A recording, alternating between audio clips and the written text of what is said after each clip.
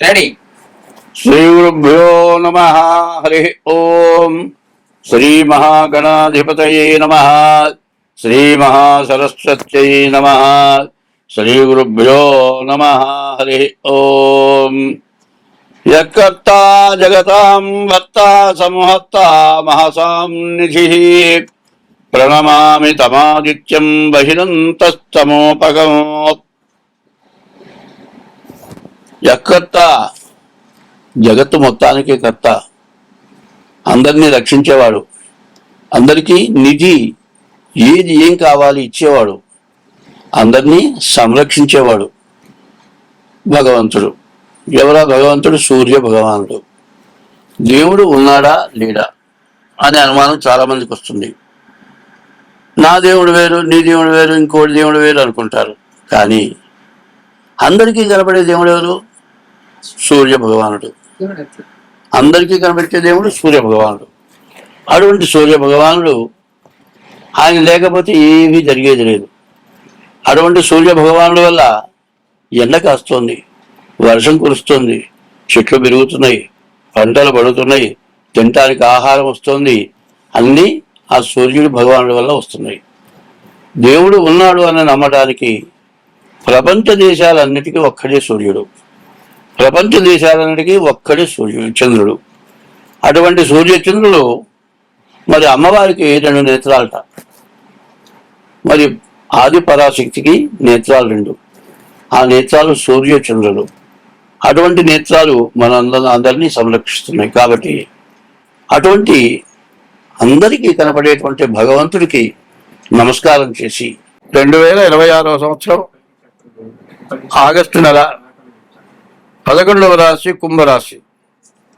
ఈ కుంభరాశి ఎట్లా ఉందో చూద్దాం. ఈ కుంభరాశికి ద్వితీయంలో శని, ధన నష్టం విపరీతంగా జరుగుతుంది. ఈ శని ద్వితీయం ధనవాగ్విత్తం. ఇంతకుముందు ఏలినాటి శని 6 సంవత్సరాలు గడిచిపోయింది. ఇంకొక సంవత్సరం ఉంది. ఈ సంవత్సరం చాలా కష్టంగా ఉంటుంది. ఎందుకంటే ఒక దెబ్బ తగిలింది అనుకుందాం, ఆ దెబ్బకి మందులు వేసి కట్టు వేసి మాన్పించారు. చివరికి వచ్చేప్పటికల్లా అంతా మాని చెక్కు కట్టిన తర్వాత విపరీతమైన జిరగుడుతుంది. ఎవడైతే గోకుతాడో ఆ పుండు మళ్ళీ మొదటికి వచ్చేస్తుంది. మరి 6 సంవత్సరాలు పడ్డ కష్టం 1 సంవత్సరం 3 నెలలు జాగ్రత్త పడితే ఎటువంటి సమస్య లేకుండా బాగుపడతారు. ఈ కుంభరాశి పరిస్థితి చెప్పాలంటే చాలా కష్టం. చెప్పడానికి వీలుగానేటువంటి బాధలు ఎక్కువగా ఉన్నాయి. కాబట్టి ఈ రాశి వాళ్ళు చెప్పదగినంత ఏమీ లేదు. కానీ ఈ రాశి వాళ్ళు ప్రతిరోజు కూడా శివాలయానికి వెళ్ళండి, ఈశ్వర దర్శనం చేసుకోండి. ప్రతి సోమవారం ఈశ్వరుడికి అభిషేకం చేయించుకోండి. ప్రతి శనివారం కూడా శనికి అభిషేకం చేయించుకోండి. తర్వాత బియ్యపు రవ్వ పంచదార కలిపి చీమలకు వేయండి. ఇది కాకుండా ఉదయం, మధ్యాహ్నం, సాయంత్రం 3 వేళలా సూర్య నమస్కారం చేయండి. అన్నిటికంటే ముందు తెల్లవారుజామున సూర్యోదయానికి ముందుగా నిద్ర లేవండి. సూర్యుడు కనబడే భగవంతుడు. ఆయన వచ్చిన తర్వాత నిద్ర చేస్తామా? ఒక గొప్ప శక్తి సంపన్నుడు, లేకపోతే ఒక సన్యాసి, ఒక పీఠాధిపతి మన వాకిట్లో వస్తుందంటే ఏం చేస్తాం? ముందుగా స్నానం చేసి ఆయన కోసం ఎదురు చూస్తాం. అందరికీ కనపడే ప్రత్యక్ష దైవం ఎవరయ్యా అంటే సూర్య భగవానుడు. మరి ఇవాళ ఉన్న పరిస్థితి ఎవరయ్యా అంటే పగలల్లా పనిచేసి రాత్రి 10 గంటలు 11 గంటల దాకా పనిచేసి నిద్ర రావటం లేదని కొద్దిగా తాగి తెల్లవారి 10 గంటలకు లేచి ఇట్లా చేస్తే మన నాన్న బాగుపడగలవా? నువ్వు ఎంత నిద్రపోయినా కూడా 5 గంటల గల నిద్ర లేవాలి. బ్రహ్మ ముహూర్తం 3 నుంచి 5 లోపల నిద్ర లేవాలి. సూర్యుడు ఉదయించేటప్పుడు సూర్య నమస్కారం చేయాలి.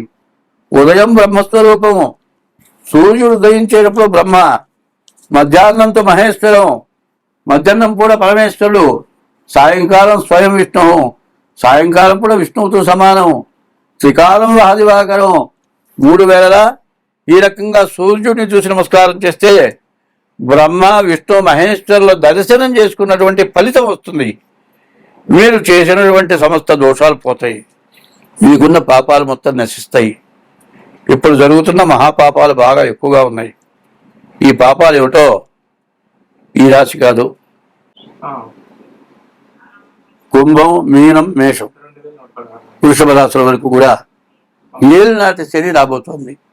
కాబట్టి ఇప్పుడు చెప్పినవన్నీ కూడా మీకు వర్తిస్తాయి. కాబట్టి మీరు ఎంత జాగ్రత్త పడితే అంత సుఖపడతారు, అంత సంతోషపడతారు.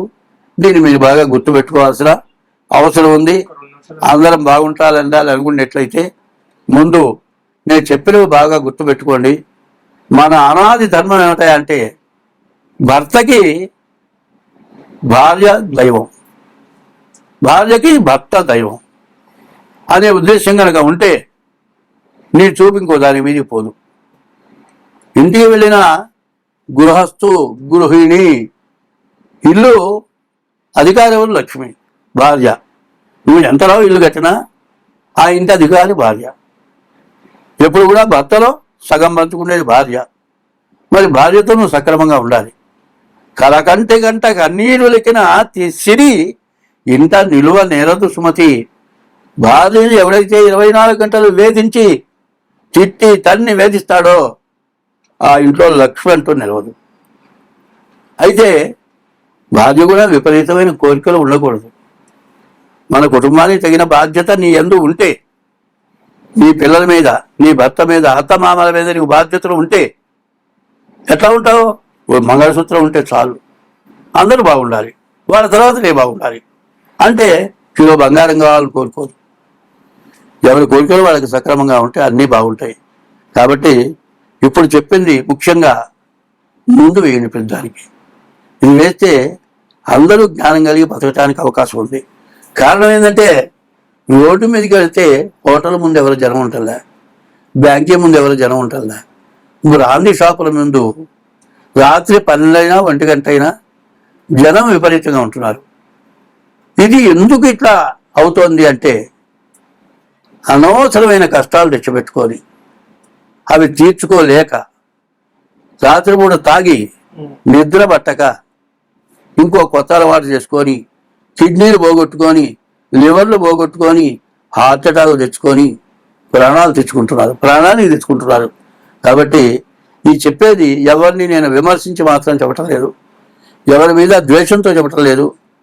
మన ధర్మాన్ని మనం విస్మరించాము, మన ధర్మాన్ని మనం రక్షించుకోవాల్సిన అవసరం ఉంది. కాబట్టి ఇది తప్పనిసరిగా అవలంబించండి. అయితే నేను చెప్పేది అందరి మంచి కోరి చెబుతున్నా కానీ ఎవరిని ఉద్దేశించి చెప్పడం లేదు. స్వస్తి.